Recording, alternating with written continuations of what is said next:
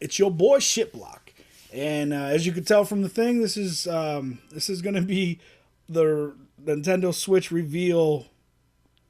My ideals, rant, all this stuff. First of all, I try to put this out here a couple different times. I try to use the presentation from Nintendo so you can get like glimpses. But you know what? Nintendo, copywritten, all that stuff. So I'm not gonna dick around with it.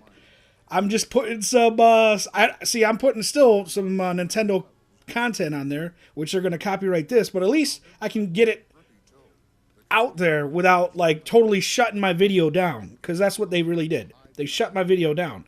I couldn't even get it out. So, anyways, thanks Nintendo. You guys are awesome. enjoy this secondary game from Star Fox on the U. It's awesome. It's a castle defense. It's the best game ever. I've been playing this for years. Yeah, right. This is my first and only attempt on this game. Unfortunately, I like Star Fox though. It was a good game. So, this I don't even know where to begin. Like, first of all, the Mario game. Besides the Mario in Manhattan looking like he's parkouring or he's supposed to be in a Spider-Man game, that game looks freaking awesome. Okay, the Zelda game. What can you say? That game looks freaking awesome. I can't wait for those games. Everything else, I'm probably gonna say is absolutely negative. And by the way, I already pre-ordered. Friday, I already pre-ordered. I got the multicolor Switch with the multicolor Joy-Cons.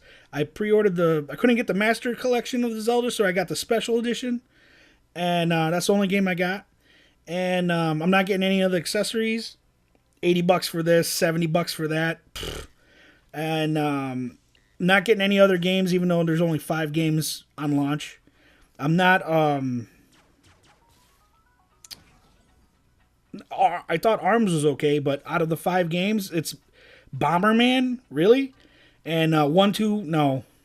They could keep it 3, 4. Alright, the presentation itself was terrible. The translators that didn't understand what the Japanese people were saying, for the most part. You got the nice new CEO. He looks like just like a laughing little grandpa in the corner, but he has no pizzazz. The other guy looks like he's a mean tiger dad. And then you had Tweedledee and Tweedledum with Reggie Fils-Aimé. And I'm not saying they're dumb. I love those two guys, but those are the guys that should have been in the whole presentation. Talking about, I mean, those are the ones that created the Zelda and the Mario, you know. So Miyamoto and I just their giggling, goofy sense, Tweedledee and Tweedledum. That's what I'm saying. Like they should have took control, or they should have more. Even Sony has, a white dude, talking to the masses. So it's like Nintendo's got to get out of the dark ages. I don't even know. So the presentation was terrible. The game lineup is terrible. Whatever they were trying to do, it didn't go off. Like I was amazed at what I saw, and then when I woke up, I had to get up the next day early because I had a 12-hour shift, and then I had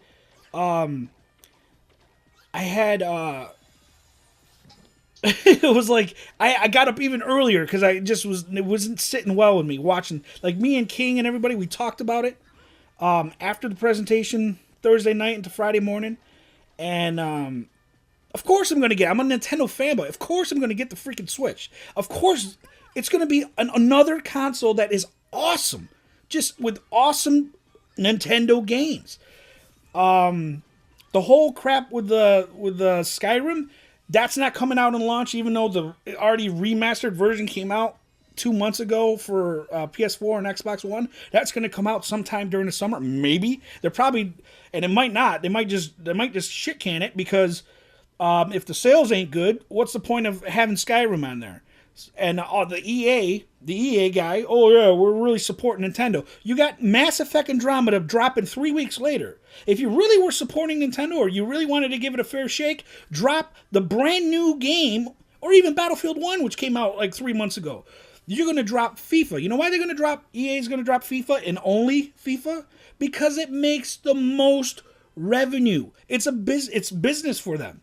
So they're not going to drop Madden because Madden doesn't sell worldwide, but they'll drop FIFA because everybody likes soccer worldwide. So for them, they'll make $1 million, probably, you know, they'll get $750,000 to $2 million buys of FIFA from Switch owners because most people around the world are into soccer, you know. But the right play for EA, if they really were down with this system, would be to put Mass Effect Andromeda on the system, because that literally is coming out 3 weeks freaking later than what, and it was supposed to come in within the same week actually, because we all thought that the Switch was coming out 17th or something like that, but now, or the 21st or something like that, and now it's the 3rd. All the other games, all the third party support, they had some guy out there going, oh, I guess that didn't work. And I don't have a game to show you, but we're working with people, and it's going to be cool. And half their third-party guys are other Japanese people that are invested in old school or new school Japanese RPGs, which is not, I love them. It is not a main seller in America or even Australia or Europe. You're not, you know, unless you have like a big name, like the Xenoblade or a Final Fantasy, most people are not going to get into a Japanese RPG. And yeah, they don't have region locking, which is cool, but they're probably not going to translate, even if you can get Dragon Quest 10, 11, 13, whatever, all these other Dragon Quest MOBAs that they've been using on the U for the Japanese market. Even if you can get them, they're going to be in Japanese. It's not like they're going to have an English version for the 5 people that could read it or understand it. I know there's more than 5, but you know what I'm saying. It's not going to happen. It's not going to happen. And you got even the oh my god. When I saw Monolith, my mouth started to water. I was like, oh, okay. All right, they're showing this off. I don't care if it's not a launch title. And then as it's showing and I'm looking at the trailer, I'm going, why does this little guy look like Naruto with a robot costume on? I mean, compared to Xenoblade Chronicles on the U, or even Xenoblade on the Wii, this game looks way watered down, graphically speaking. I understand, you know, like for the concept of the Zelda game, that art style, and also to keep the graphics minimal so you can have less power to run, you know, to expand the world. I know why people do the animated graphics, but for the Xenoblade to take it, like swing and a miss and hit left into some dude's face in the bleachers. That's what I looked at that game. Like, I'm sure it's going to be cool. There's going to have some good parts about it, and I probably will pick it up. But compared to Xenoblade Chronicles or Xenoblade on the Wii, graphically speaking, or cinematically speaking, it didn't even come close to the effect or anything. And like anything of what the other two games have been, or, you know, and why they were so popular with so many Nintendo fans around the world. Let's see what else. Okay. I guess we're going to have the Nintendo Network IDs are going to be translated or are going to be moved onto the Switch if you have a Network ID. Whatever your profile is for the U, you can continue that, but you can't continue any of your virtual games. Also, and you're not going to be able to, because like I said in my other Rant video, you got the Nvidia technology, right? The Tegra chip. It's not even the new one. They went with the old one, which is less powerful than the freaking Xbox One, which I'm going to talk about that in a little bit. But you have this console that has a complete different architecture from any of the previous architectures of the Wii, the Wii U. I mean, that's why they had an issue with the GameCube going to the Wii, and that's why they can't bring those games. But now they're going to be able to bring the games, but you're still going to have to pay for them. So if you want to, if you had your Donkey Kong Countries or your or N64 Mario on the Wii or the Wii U, you're not going to be able to bring it over to anything. like you're not going to bring it over to the Switch. You have to buy a whole new version, which I think is complete bullshit by Nintendo. Also, let's say if the Switch fails in a couple years or whatever, and they get another console, and Nintendo decides, you know what, we finally learned our lesson, and we're just going to go with the standard, industry standard 86X tech, like architectural suite for all the games, that everything's from PC to every other console. That means that whatever you bought on the Switch Virtual Console, it's not going to translate unless the Nintendo developers go in and write some code where it could be allowed to. It's not just you can't just switch it over. So every freaking console for the last 20 years, you're buying the same game that if you had the original Nintendo and bought for $60, you already spent $200 extra to play Mario 64. You know what I mean? That is complete bullshit. Another game that I'll get Splatoon 2, because guess what? That's a bigger, broader game. You know what game I'm not getting? Mario Kart 8 Deluxe. $50 for all the tracks that I already got.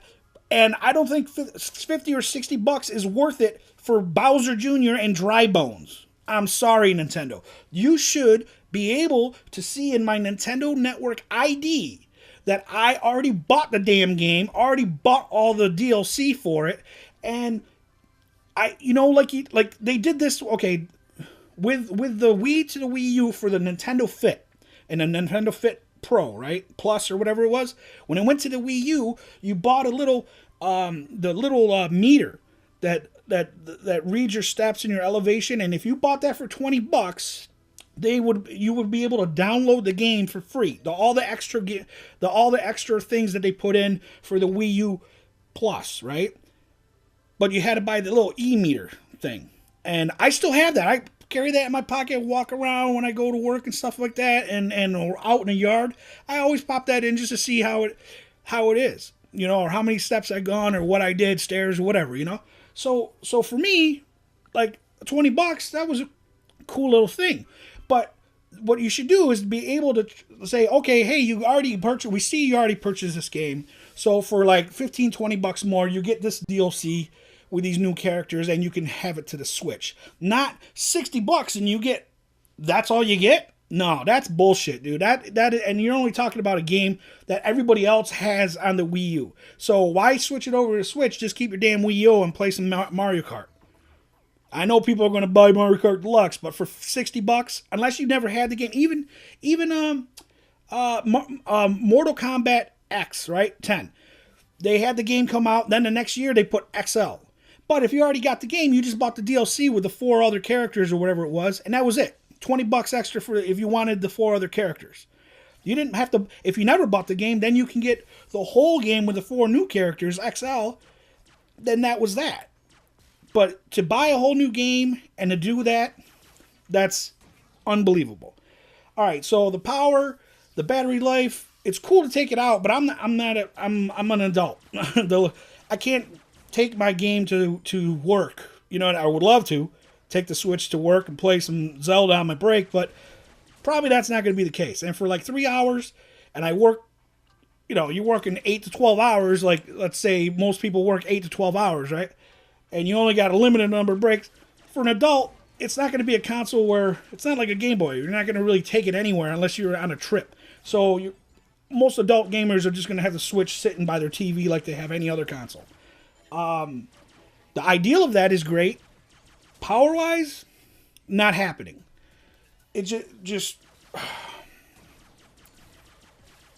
the Switch is going to be great. Just, and I'm saying this, it's going to be the U, it's going to be the Wii all over again. The Switch is going to be great for Mario and Zeldas and the Metroids, and people will buy it, and fans like me will buy it and buy those games and love those games.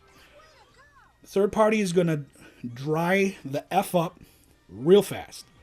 And I was telling King and Queen, friends of mine and members of the Four Horsemen clan, I was telling them, I go, you realize for the first 4 or 5 months, we're probably not even going to game together. Like, we'll all get the Switch, and we'll all be playing Zelda by ourselves.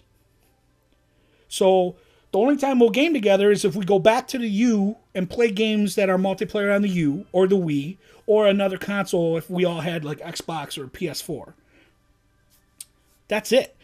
Most of the, I don't know. I doubt if more than one person will try ARMS. If that has, they said it had online capability. I don't know. I don't know how much that game's going to cost. I don't think that game's worth a $60 price tag from what I saw, because it was like not even barely Punch Out, and the online capabilities, I don't know, man. I would rather just play the boxing of Wii Sports on the U, or bowling or golf with me, King and Queen on the U, than buy a new game that might not even be a full-fledged game. And for the opening salvo, Bomberman, 1-2, like 1-2 is like charades. 1-2 Switch is like charades. Like, that's something that you will play at a thing, and it's probably you're going to get bored of it real quick. And the motion controls for that is great, but there's no use there. You're not going to be able to use the Wiimotes and the nunchucks and all that stuff on a system. Power wise, you're talking about these games on. I have an Xbox One. I just downloaded. Like, I was looking at the Destiny, with all the Destiny DLCs and all that it's close to like 95 gigabytes for all the DLC of Destiny. Battlefield 1 was like 60 gigs, and that's not, they haven't even gave the DLC yet. So to think that these games that are being produced out for these third-party people, or even the Xbox or PS4 exclusives, the PS4 Pro, the Xbox One S, and the Scorpio that's coming out later this year, which has like freaking 6 teraflops. These people are making these 4K games, and then like, oh, well, if you don't have 4K, it still looks okay. But they're making these textures, they're making these huge gigabyte games. They're not. It's going to be like doing the 360 to the Wii. They're not going to you remember like what Black Ops looked like on the Xbox 360 compared to the Wii. That's what it's going to look like for the Switch compared to the, like, if you had an Xbox One S or a Pro, and to scale it down and all that stuff. They're not going to waste their time for probably a market that's not even going to be big enough to support them. I'm really disappointed. Just really disappointed. The good thing is for the Switch, every 4 months, they have a new exclusive. So you're gonna get the deluxe Mario Kart Deluxe in a couple months. You'll get Splatoon in a couple months in the summer. Hopefully FIFA and the Elder Scrolls in the end of summer. Then you have the Mario Odyssey. So for the console itself, it's a little spaced out, but the launch lineup is completely weak. Overall, these 80 games, probably most of them are independent. And probably you would rather, like, honestly, like for me, the Lego, they got Lego Undercover. You're going to spend another $60 for a game that was exclusive on the... You probably already played it and beat it It's the same game. Now you can, but they updated it for PS4 and Xbox One, so they can finally play it on there. And at least on those, you can get achievements like the Star Wars Lego. I got all the achievements on Star Wars. I completed the whole game on my Xbox One, and I like getting the achievements. It made me want to get the achievements. That's another thing, Nintendo. You need to have like a trophy or achievement based thing. You need to have the Nintendo ID be like a legitimate thing that you can carry your library of games from console to console, okay? And the online crap to say, oh yeah, it's free for now, but in the fall you're gonna have to pay, and whatever that payment is, and giving us old ass Super NES and Nintendo games when I have a live account that I got, like, what, last year I got WWE 2K16 for free. I got Sleeping Dogs, which is a cult classic, for free.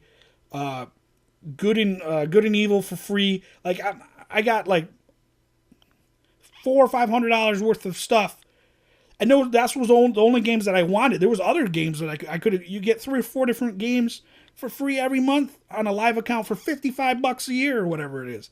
So it's like, and on top of that, with all the, like, I hope they continue the Miiverse over, because the Miiverse is cool, the drawing and that aspect of community, but I'm going to pay for something where I can't talk about YouTube, I can't talk about Twitch, I can't talk about other games. Like on Miiverse, you get banned, you get banned for talking about other content. You can't talk about if you have a YouTube or Twitch, or if you did a review on any Nintendo game, you can't talk about, like, I understand if you're somebody bullying or somebody swearing or writing bad words in messages, yeah, ban those assholes, you know what I mean? But for somebody to say, to, like, if I'm paying for a subscription and I can't talk about another game on another console, that on Xbox Live, what they did over the holiday is they made groups, clubs. They're called clubs. Basically, it's like there's public clubs, or you can make private clubs, or you can make secret clubs that nobody can see, and they're invite only. And I have a private club for the official 4 Horsemen on my Xbox. And that's because I'm on the side of the Xbox, so that's for the clan members of the Xbox, and that's a private clan, and that's an invite-only clan, basically. But I also made a club called Nintendo for Life on the Xbox One, and that's a public club. Anybody can join it. Anybody can talk about, once you join the club, you can make your activities. You can throw your activities, like the craziest thing that happened in the game. We talk about, the Switch or whatever, and that's on Xbox One. They have PS4 clubs on Xbox One. Like, Nintendo, why do you gotta fucking grab everybody by the balls and yank them and make it like nobody can do nothing? It's just games, man. You want your shit to be known. I mean, everybody knows Mario, but I mean, like, I don't want to be here talking bad about Nintendo, but Nintendo, it's bad, bro. It's really bad. Like, I can't mention, like, you say, oh, I just streamed something on Xbox One, and like, you got to be real coy with, oh, I'm feeling twitchy. You know what I mean? If you say that, oh, it's SBLOCKgaming, Twitch and on Twitch and YouTube, ban. You know what I mean? Even if I'm promoting a freaking Nintendo game, a game review, awesome game. It doesn't matter if you say awesome or shitty or whatever it is, they ban you.